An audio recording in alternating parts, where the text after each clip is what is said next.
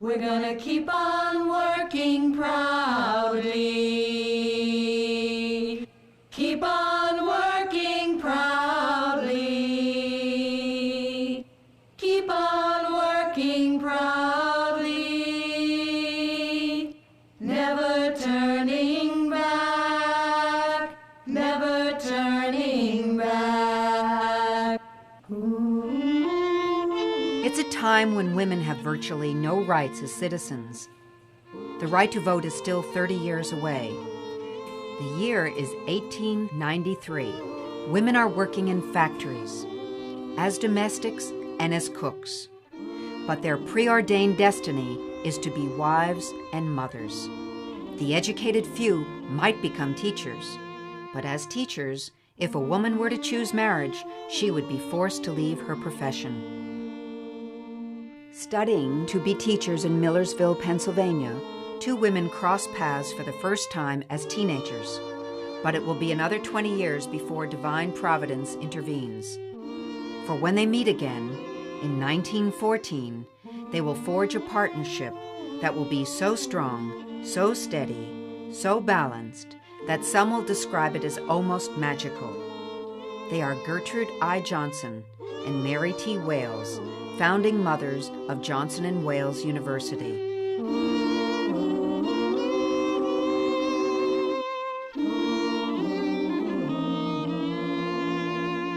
Everyone who knew them described them exactly the same way. Mary Tiffany Wales was a genteel lady, petite in stature and oh so soft-spoken, but she had spark. Gertrude Irene Johnson was the formidable one, a blustery, robust woman with a stern demeanor, the disciplinarian. Despite their different personas, they were two of a kind. They were highly principled, proper ladies, humble and very private, but they were also strong and willful, true visionaries, and they supported one another in every way. Well, these two relied on each other. Absolutely. And one never did anything without asking the opinion of the other. They got along very well, very well. They were nice to each other, never a harsh word, and conducted themselves in a very businesslike way. Miss Johnson's strength was in her ability to just get things done and get them done right. She had an uncanny way of doing new things, and she wasn't afraid to try new things. Miss Wales was sort of a calming influence. She was a very quiet lady and spoke very softly, never raised her voice. She was very frail and quiet, but I noticed with Miss Wales being so quiet, everyone said, you know, she gets bossed around. Well, she didn't. Under that little silk sleeve was an arm of iron. They were perfectionists, for one thing. You know, you did your homework, and it did get checked, and you did your work. It was just sort of a nose to the grindstone, but always with elegance, you know, always consideration and elegance. But who were these two formidable women who planted a taproot in Providence in 1914 and sowed the seeds to what would later become an internationally recognized career university? Mary T. Wales was born in April 1874 in Wilmington, Delaware. Gertrude I. Johnson in January 1876 in Norristown, Pennsylvania. Both were born to families who recognized the importance of education, even for their daughters. The two women met while attending the First Pennsylvania State Normal School at Millersville. Mary was 19, Gertrude only 17. The curriculum here was geared almost exclusively towards normal education or teacher preparation. So the majority of the population would have been female. Most would have been in their late teens, their early 20s, and they would have spent 2 years here. They would generally spend their mornings in academic subject classes. Their afternoons would be spent in what we called the model department or the model school. That was where they actually gained experience teaching. And under the supervision of faculty, they would learn the ropes of the classroom. Their day began about 6:30 in the morning with the sounding of a bell, and it ended sometime shortly after 9 o'clock at night with the sounding of a bell. And throughout the day, there was the tolling of the bell to tell the students when it was time to move to some other activity. At the other end of campus from here, that bell still rings each day as a kind of symbolic recognition of that time. Still in the clutches of the Victorian era, women were carefully guarded at Millersville and expected to be proper ladies at all times. Social activities were religiously based. There was the Women's Christian Temperance Union, a Bible study club, and 2 literary societies to choose from. Socially, this was a very conservative institution, and there were very firm and fixed rules about student conduct, and particularly about what they called the association between the sexes. It was not permitted for a male and female student or teacher-student to have a conversation outside the classroom. Students found very imaginative ways around those rules, much to the consternation of the faculty. Just 2 blocks from where we're sitting is a road called Shanks Lane, which is really only a half block off what was then campus. And students would oftentimes make arrangements, usually through this practice called snapping. And since many male and female students could not talk outside the classroom, could not talk to each other outside the classroom, they would snap their fingers, and that was an indication to meet at the foot of Shanks Lane. Today, the phrase snapping in our student newspaper, The Snapper, are a reminder of that, though most folks have no memory of it. Mary was the first to graduate from Millersville. It was 1893, and the local paper reports that she sang a solo at her commencement. Her senior thesis, written in perfect Palmer penmanship, reveals a single pragmatic statement that would one day become their school's mission, the very mission of Johnson & Wales University today. We should teach a thing not for its own sake, but as a preparation for what lies beyond. When Gertrude graduated 2 years later, in 1895, their paths separated for 2 decades. Gertrude returned to Norristown to teach and later to work as an examiner for a bank. This would prove to be a far-reaching decision, for it was here that she learned the importance of practical career training. Mary became a teacher in Newton, Pennsylvania, and fell in love. She was engaged, but her fiancé was killed in the Spanish-American War. Later, she moved to Montague, Massachusetts. There she taught first, second, and third graders for more than a decade. Mary's annual teacher salary was $400, considerably less than what the janitor earned. Destiny brought the 2 women back together in 1913 when they both accepted jobs as teachers at Rhode Island Commercial School, later to become Bryant College. It was a private, big business school run by Mr. Jacobs, and they worked for him. And I guess, now this had to be before 1914, and I guess they figured, I can hear, Miss Johnson saying, look, we're working for him, why can't we work for ourselves? And so they did. In 1914, 1 year later, the women set up shop in Miss Johnson's home at 250 Hope Street. With 1 student and 1 typewriter, the Johnson & Wales Business School was born. And I'll never forget, one afternoon, Mr. Jacobs, the owner of the big commercial school, came in and he said, well, ladies, he said, I thought I'd pay a call and see what my competition is doing. And he looked around and he said, very nice, but I guess I won't have to worry. He said, in fact, I'll even send you some students,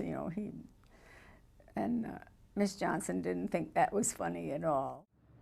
As the school grew, they moved to 222 Only Street and later to 36 Exchange Place in downtown Providence. Eventually, they landed on the 6th floor of the Gardner Building at 40 Fountain Street with 100 students in their charge. But if divine providence brought them back together, what kept them in this northern city? What did they see here that made them want to stay and open a school primarily for women? It's a very important city at that point in time. It's a port, an important port in New England. It's an important railroad terminus. It's the seat of state government. There are many, many factories and ongoing industries, the most important of which is probably the textile industry. It was a time that personnel was at a premium. And this was a time, and perhaps Miss Johnson was well aware of this fact, that there had never been such a boom in hiring and firing. And she thought, let's give them something, quality people to hire. Let's give them something, a class act. And they had experience as teachers. They were somewhat older. And as long as they had enough capital to open a business and to provide the office machines, which would have included typewriters, adding machines, comptometers at that point, and knew how to teach the skills of dictation, bookkeeping, accounting, typing, then this is an ideal business for two women to begin. Miss Johnson and Miss Wales launched the school at the beginning of World War I, when there was a real shortage of male labor, including male office workers. With men marching off to war, a door swung open to women, a door to entry-level office work. The office is a place of opportunity. Teaching office work is a place of opportunity. But in the office and in the world of education, the higher level positions are absolutely closed to women. This is a niche for educated women that isn't in the business professions, but is a kind of middle ground for ambitious women. It's a place for ambitious women to exercise their skills, but one that's structured by the discrimination against women in education and in the economy. They were smart, and they used their smarts. They used what they had. It wasn't a fluke that they were successful. They worked hard at it. They analyzed it. They analyzed it backwards and forwards, and they were successful. And what they had, that drive, and saw what a woman's mind was capable of. And at that time, the world always knew that women were not quite up to the mental qualities of the male. They proved that wasn't true. Gertrude and Mary were part of the New Woman era. This new woman was mobile, independent, self-confident, and often rejected marriage in exchange for a career. Many women who receive educations at this point in time feel a kind of mission as women not to waste their education. And Miss Johnson and Miss Wales fit that profile. They show us that by what they did later, that they pursued this business education with a real dedication and with a sense of mission as women, that they wanted to do something important with their education. The relationship between the two women is obviously central to their success in creating this school. They must have respected each other, liked each other, been tolerant of each other's foibles. One was strong where the other wasn't, and vice versa. It's a common aspect of the new womanhood to have these strong female friendships. In great partnerships. That's how it happens. That one person, and I'm sure that's between Johnson and Wales, that one person filled in the minus qualities of the other. And both of them had guts and strength, but both of them had minus qualities. Fortunately, it meshed. Fortunately, between the two of them, they made a power that was better than either one of them. I think for Johnson and Wales, they're here in the midst of this generation of single young women who became role models and encouraged, the young women in their pursuits. And I think that that's what faculty at Millersville tried to convey, that teaching was more than just a job, it was a vocation, and you had a real responsibility to shaping those in your charge. There's a lot going on in this period. It's a kind of bustling, very intense period from 1890 to the First World War. And these women would have been part of that movement from smaller towns to big cities. When they get to the city, they can live together. No one will question that. They can engage in this creation of a business, basically, and things that they wouldn't have been able to do in 1880.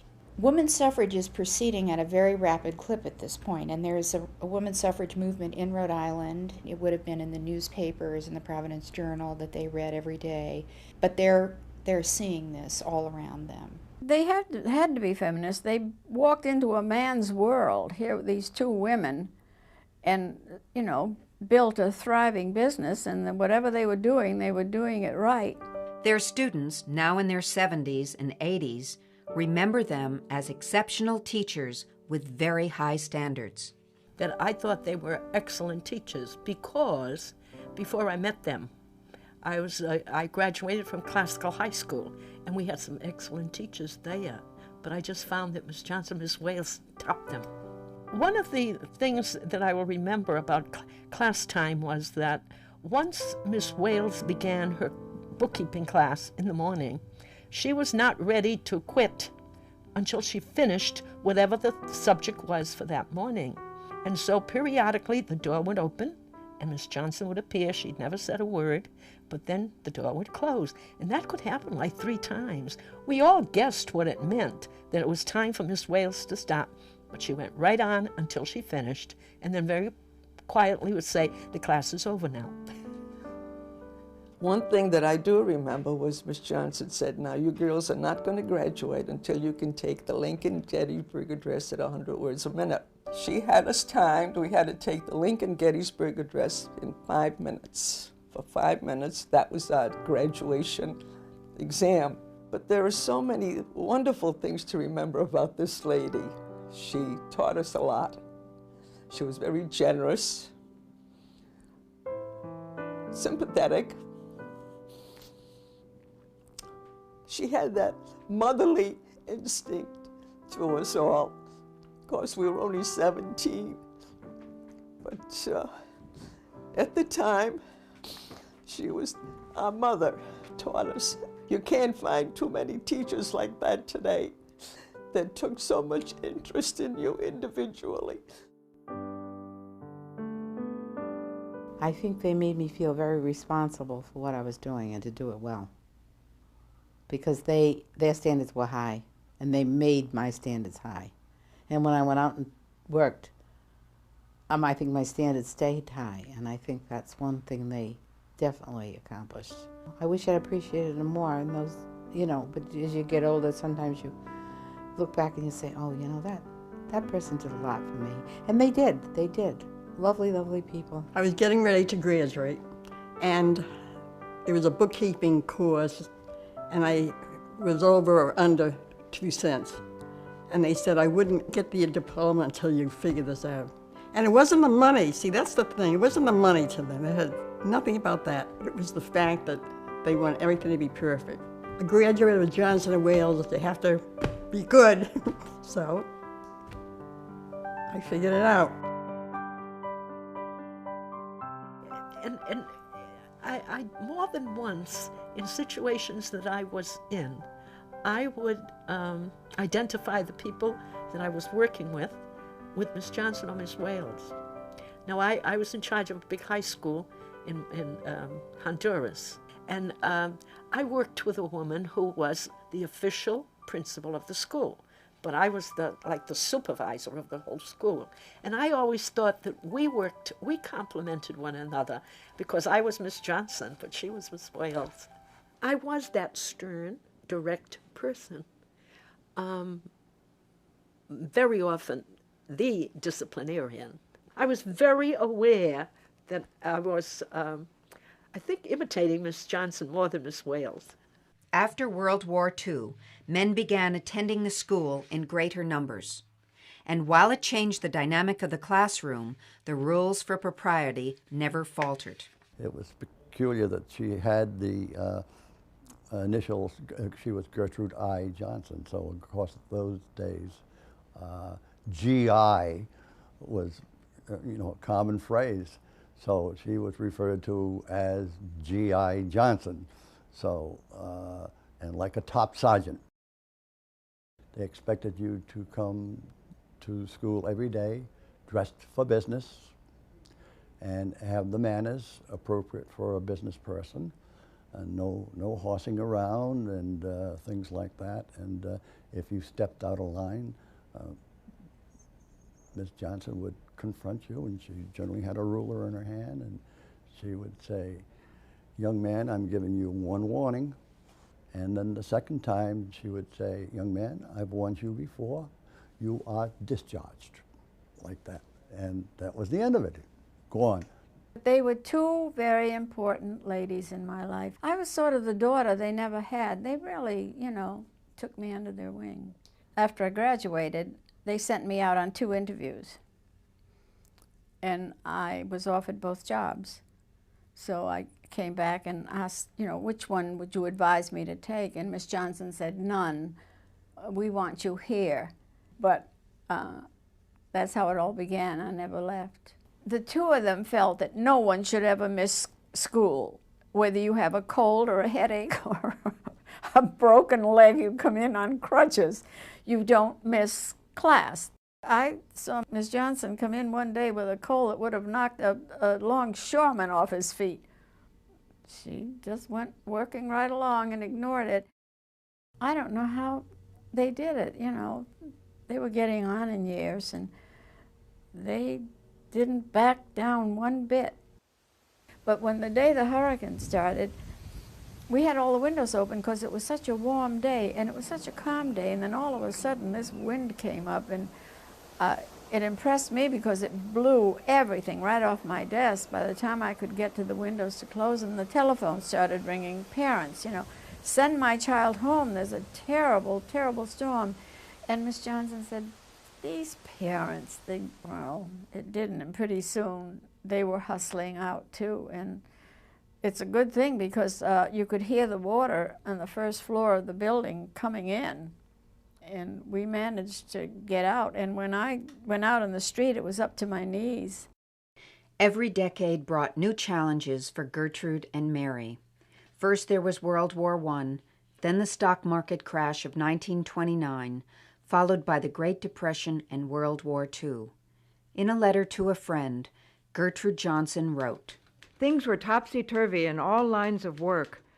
As we lived through 2 world wars and a hurricane, we began to feel indestructible. That is said in thankfulness and humility."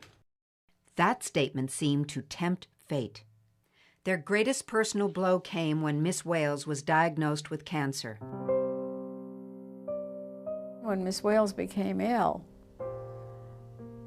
Miss Johnson just had too much to carry by herself. And as ill as Miss Wales was, she didn't stay home one day.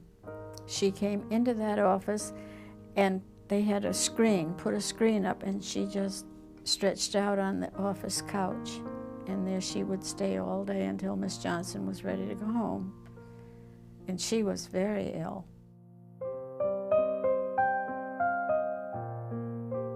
As Miss Wales became increasingly fragile, the women decided it was time to retire.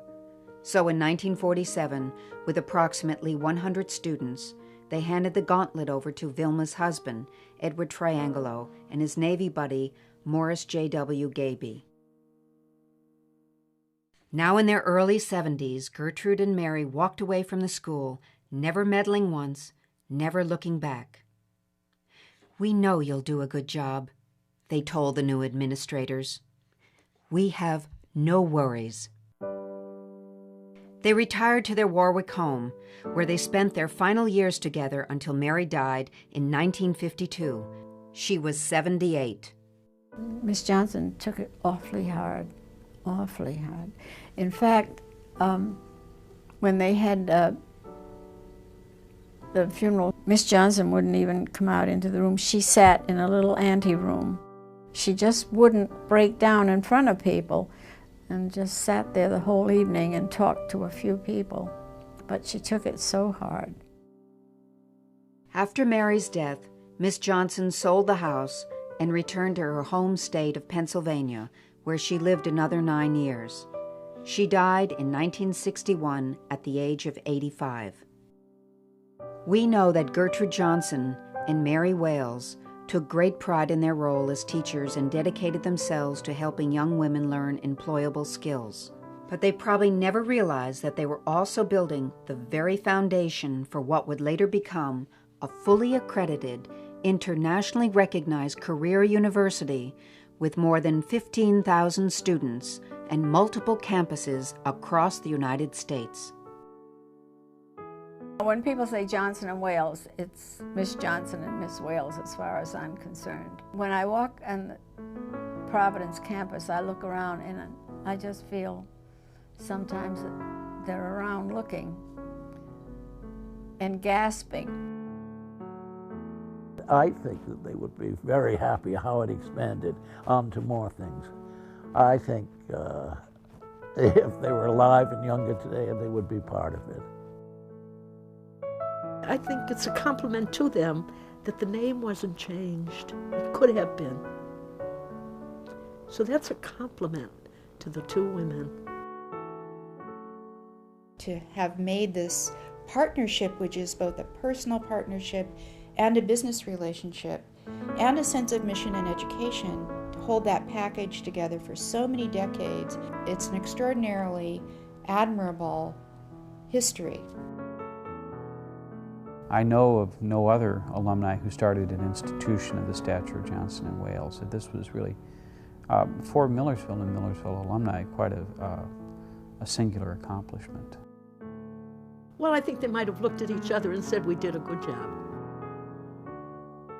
And they believed in each other, they believed in themselves, and they believed they could make it happen. By God, they did. We're gonna keep on working proudly. Keep on working proudly. Keep on working proudly. Never turning back. Never turning back. Ooh.